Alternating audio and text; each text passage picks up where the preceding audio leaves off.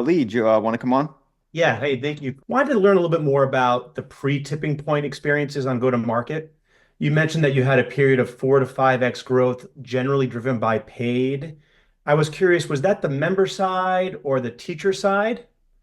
And really specifically, like what was your approach for when you didn't get a class to critical mass? I'm an Outschool parent, and I know that one of my classes didn't move forward. I have to imagine that was happening all of the time in the early days. So if you could kind of combine those two questions, I'd really appreciate it. Great questions. You asked about the paid growth loop, but that came in 2018. So 3 years beforehand, when we were scaling to get the parent side to above 1,000 and the teacher side to into the thousands, and the teacher side to 100, which were nothing to do with paid. And I think it would be wrong to use paid too early.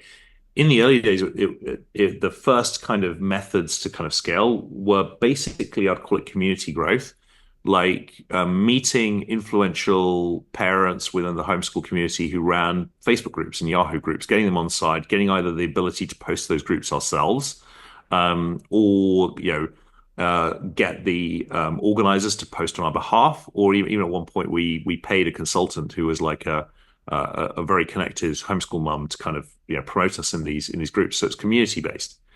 And in the early days on the teacher side, it was similar, but it was very kind of like go ask parents who they like to work with and then recruit those teachers.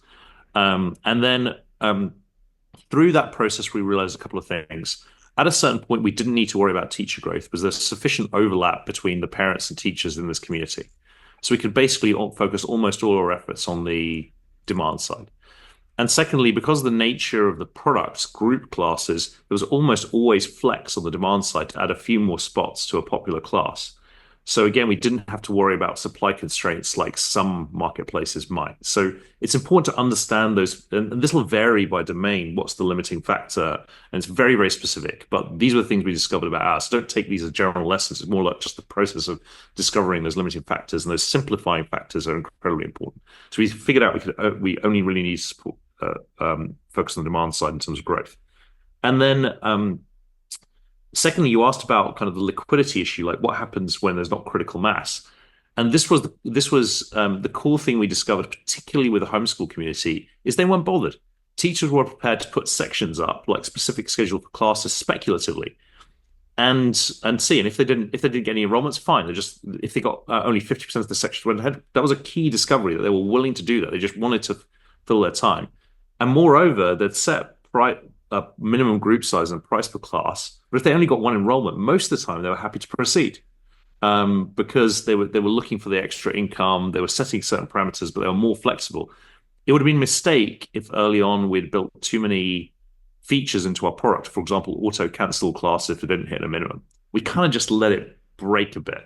And this is kind of part of the jank that you kind of need to introduce in a marketplace in order to make sure it's flexible enough to deal, so you actually learn what people want rather than assuming it and building features too preemptively.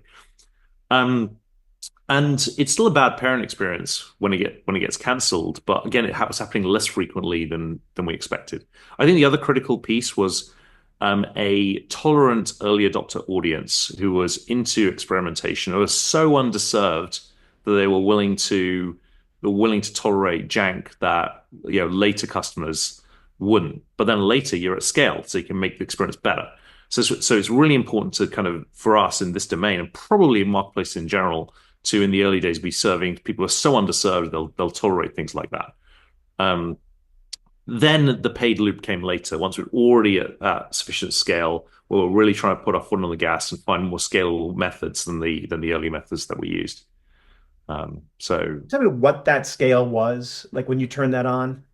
I mean, I think paid in general it's a bad idea to use paid. Well, okay, I'll cover this. It was thousands of families on the demand side, hundreds of teachers on the supply side, and we had the signals of product market fit.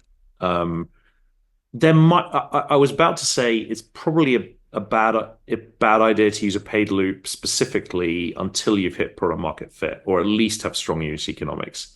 There might be some arguments that in order to bootstrap in certain markets, that some selective use of paid earlier might make sense.